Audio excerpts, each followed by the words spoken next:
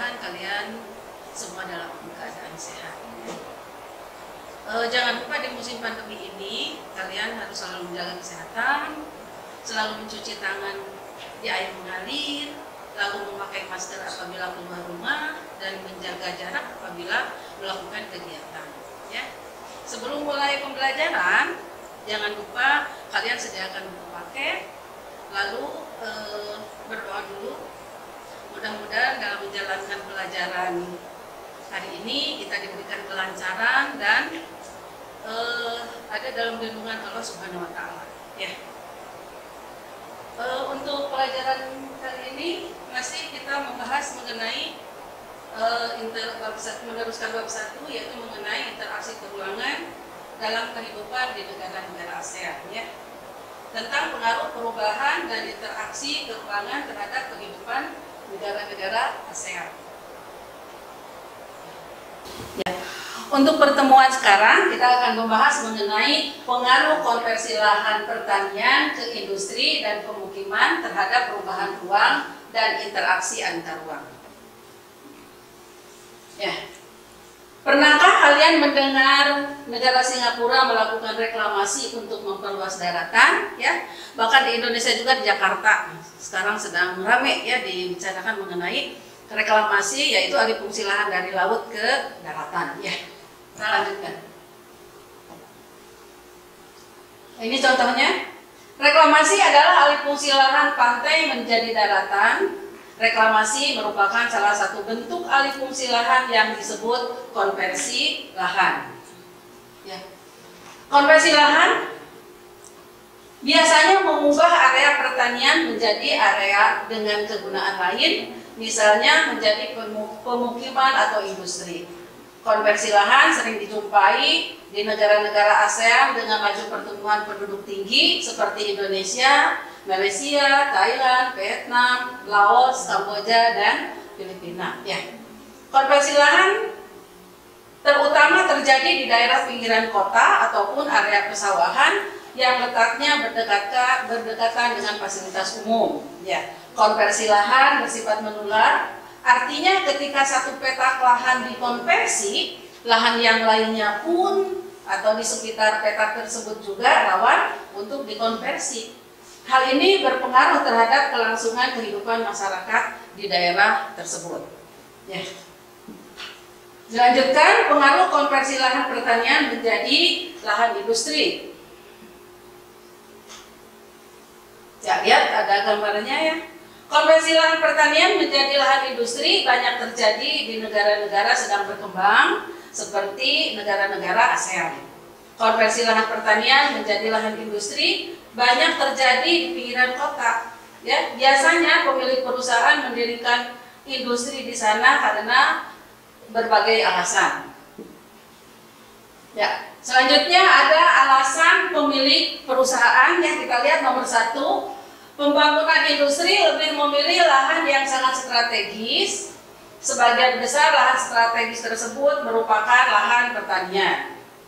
Yang kedua, harga lahan pertanian relatif lebih murah dibandingkan dengan lahan terbangun, artinya yang sudah daratan ya.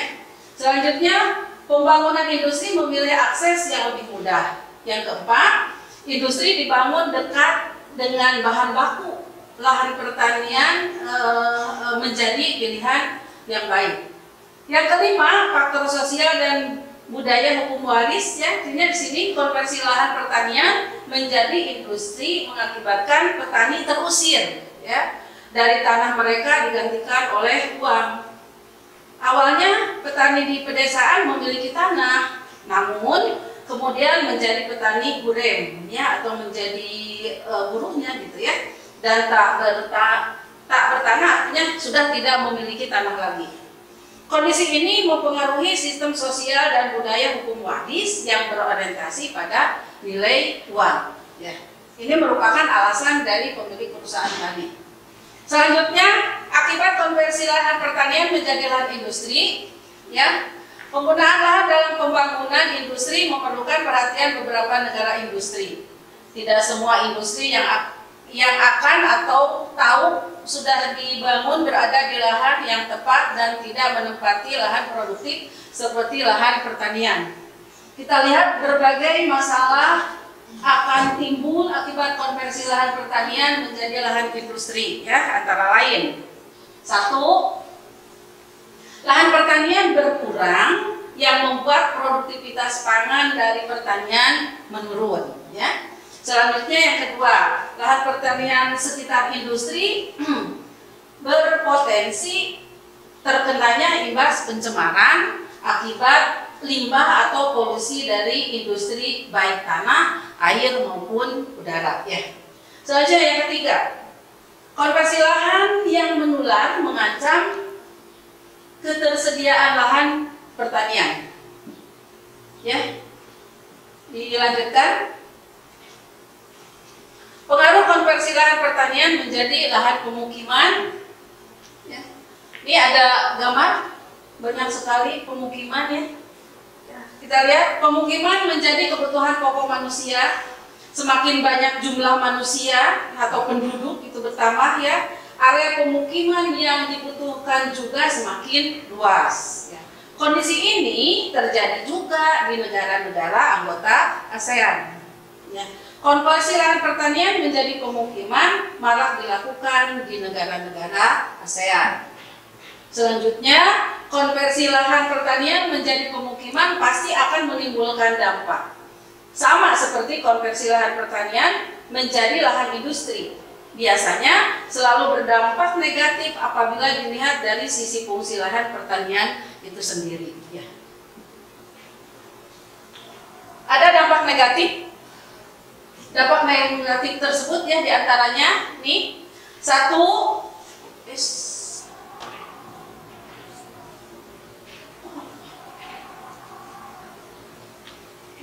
ulangi lagi. Dampak negatif tersebut diantaranya 1, luas lahan pertanian semakin berkurang, produktivitas pangan semakin kecil.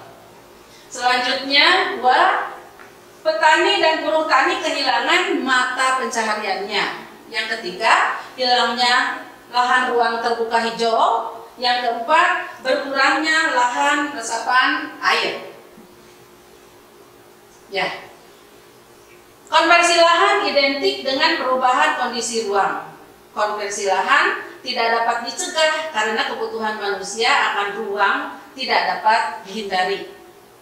Mencegah konversi lahan bisa jadi menghambat pembangunan suatu negara.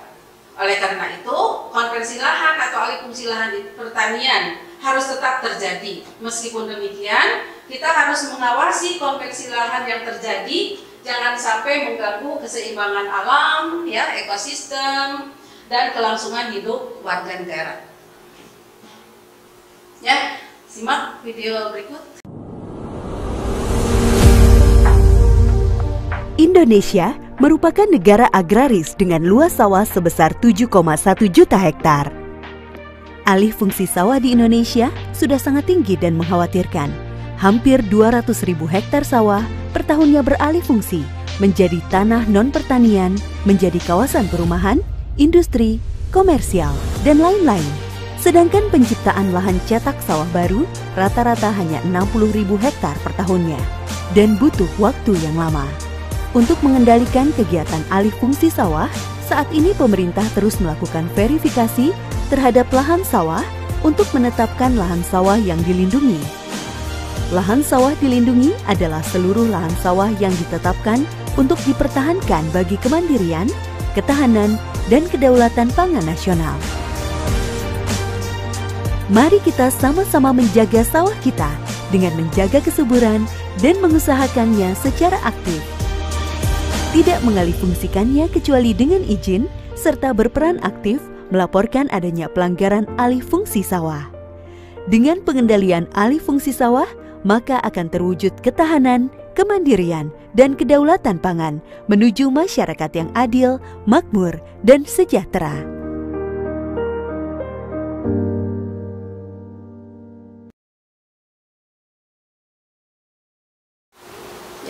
Setelah menyimak video barusan, ya, baiklah anak-anak, untuk mengakhiri pembelajaran hari ini ya. Jangan lupa kalian untuk lebih memperjelasnya, buka lagi buku paket ya, tentang konversi lahan atau alih fungsi lahan. Bahkan sekolah kita ini juga merupakan salah satu contoh alih fungsi lahan, yang dimana tadinya dari pesawahan menjadi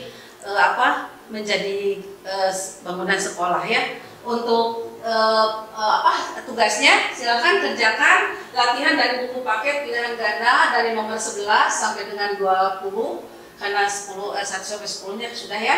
Dari halaman 7, 6, dan 8 dikerjakan di kertas folio yang sama, dan tinggal meneruskan maksudnya dari minggu kemarin. Jangan lupa diberi nama dan kelas ya.